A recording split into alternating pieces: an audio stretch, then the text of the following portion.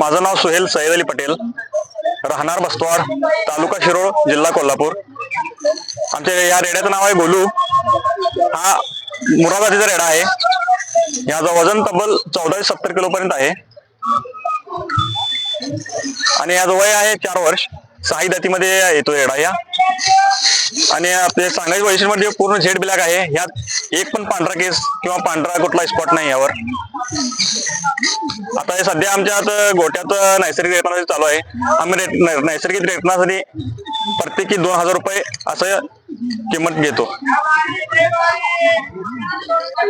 आणि गेल्या वर्षी जितके प्रदर्शन झाले त्यात 7-8 प्रदर्शनामध्ये पहिल्या क्रमांकाचा मानकरी ठरलेला आहे।